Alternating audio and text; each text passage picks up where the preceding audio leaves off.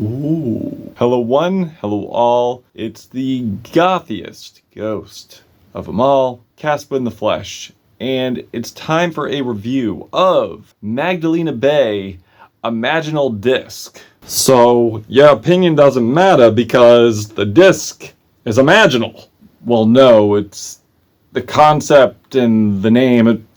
Never mind. I got shit to do, Sean. I can't deal with you. They first hit the scene in full-length fashion with their first album, Mercurial World, which I found to be a futuristic sci-fi plethora of bangers on bangers, consisting of the duo Matt and Mica, which definitely do a lot of world building with elements of R&B, synth pop, dance music, electropop, house, chillwave. And this time coming through with new elements such as neo-psychedelia, indie-tronica, prog pop, which is fitting due to the fact they started off as a progressive band, but more of a progressive rock band. And these elements certainly sounding immensely polished, probably even more polished than their debut. And that was a 2020 project, and you certainly got influences from acts of the 2010s, such as Kiro Kiro Bonito. And I would say you're getting current influences on here as well, such as King Gizzard and the Lizard Wizard. I know, bear with me. Or this time around, going further back with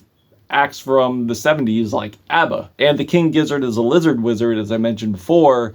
The influence to me definitely comes on the track Tunnel Vision, which we'll get into later. And we are definitely getting the juxtaposition of dismal writing, dancey production, with a lot of space, a lot of atmosphere, and they are still within the sci-fi pop mentality. Like, with this album here, I am definitely getting sci-fi vibes, and not to mention the continuation of world building. It seems to me that this album here is the mentality, the sci-fi dream state that Mica is in recording this. And certainly in of a character. And when I say character, it'll make more sense as this review continues. And certainly on a very troubled subject, which I will get into as well. And again, I feel mostly they've strayed away from focusing on current artists to be influenced by, although I do get Grimes influence at some points,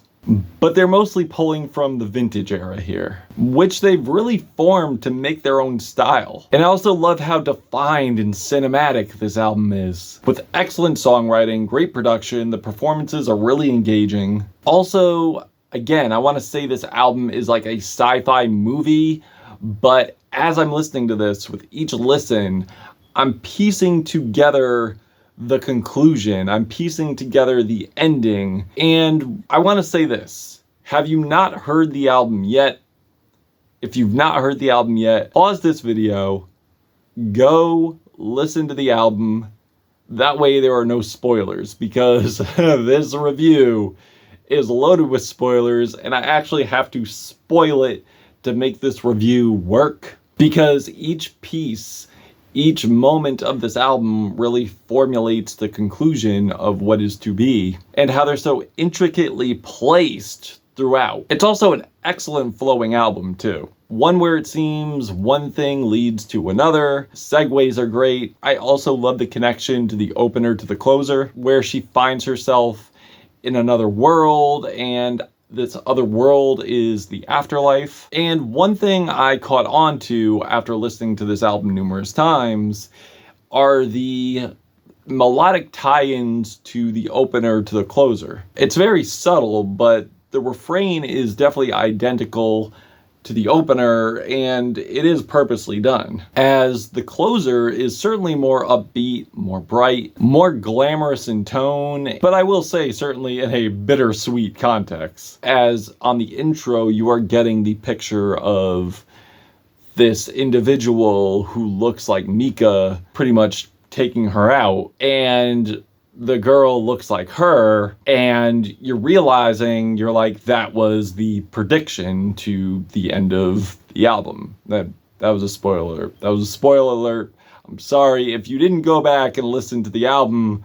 I'm sorry, I don't know what to tell you. There's also numerous hintings and inklings on what to come on a plethora of songs here, like on the song Image, where I feel it reflects on the fatal ending of our protagonist. Not to mention how futuristic, otherworldly, and heavenly the production sounds here. It's like a mix of disco, funk with hits of Vaporwave, Chillwave. As I feel the brand new Image, two-way mirror, could represent a new meaning, new vision, new look of her after leaving this earth, or the new look of her as another being, after leaving this earth in that afterlife. It's pretty clear what the direction is here once you dive deep and once you actually listen to what's being said here. Also, I can't deny how undeniably catchy the hooks are on this album, and how well executed and detailed the production is. How large it feels, how bright it feels.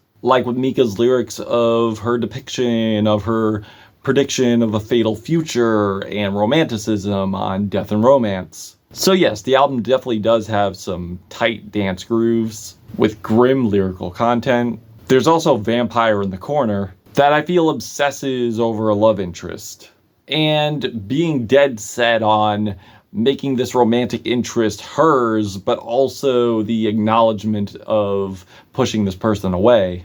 There's also moments on here, while macabre in concept, could also be very beautiful and gorgeous sonically, like with moments on Tunnel Vision, which has these decadent, ethereal, futuristic strings. It's like wondrous glitch, progressive pop, and the outro is absolutely unhinged. That goes into this linear chugging downward spiral that I can honestly hear on a King Gizzard and the Lizard Wizard album. Like how galloping and how bassy the riffs are, and these roaring, droning tones just descending into the instrumentation. It feels like I'm crashing down into another world. And it goes to show how versatile and creative this duo is, and how more versatile and creative and innovative this duo is becoming right before my ears. And also how tangible the album experience is. Also, I feel the lyrics draw in this mindset, this focus, the focus being how our protagonist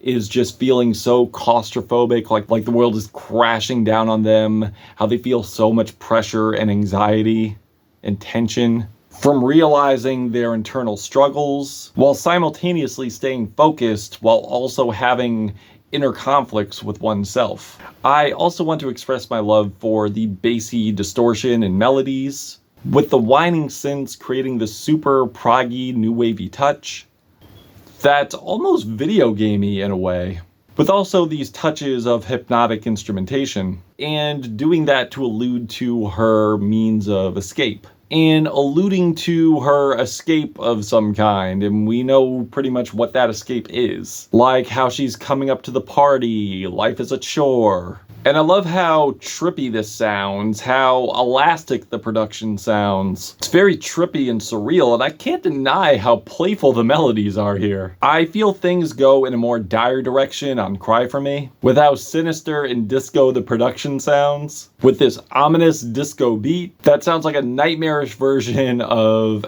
ABBA and Blondie, but Daft Punk produced it. And as you go deeper into the lyrics, it really does suit the instrumentation, as the protagonist is saying, remember her, cry for her, to give you an idea of what actions she's about to take. Leading into Angel on a Satellite, which has really atmospheric, dreamy, serene pianos, hand percussions with these beautiful piano lines and string layers, and also the satellite feedback with crispy drums. It shows our protagonist is in a world of acceptance, understanding, peace, and the lyrics are immensely cryptic at points, but I feel this is the acceptance part of the album, which leads to the final track, as I mentioned before, which is the Ballad of Matt and Mica. The fat, warbly, distorted bass is fantastic. I feel like the ascending melodies, the joyous anthemic hook is fantastic. La la la la la.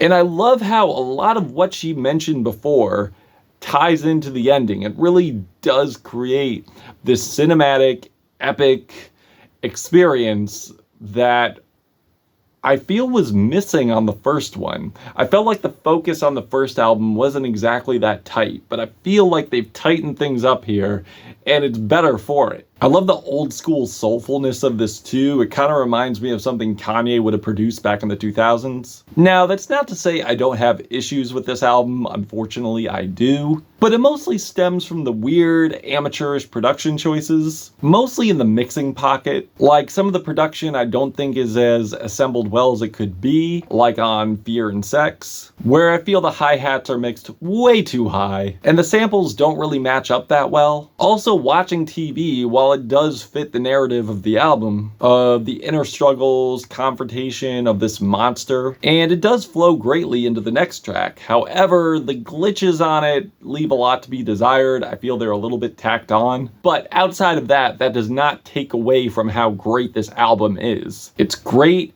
and it's a creative, moving experience of an album, which offers a lot of consistency, great sequencing, intricately layered and textured and sequenced production, very, very, very excellent songwriting, and I feel they fill in the blanks mostly in opposed to their last album, which I enjoyed, which I thought was great, but I feel this is greater. Not to mention how they've really built their own universe here and has created this epic ending piece by piece by piece, bringing me on this futuristic sci-fi synth pop prog journey. It was exciting to embark on, and not to mention the juxtaposition of the lyrics and production, which they do very well, and they've definitely exceeded here, which shows a mix of the production being party and fun to the lyrics being very tragic, and a great mix of variety and a great album.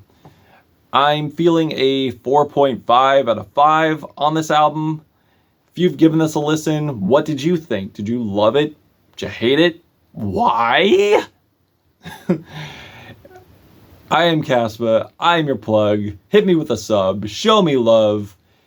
Hit me with a comment, even if it's some nonsense. Caspa, Magdalena Bay, till we meet again.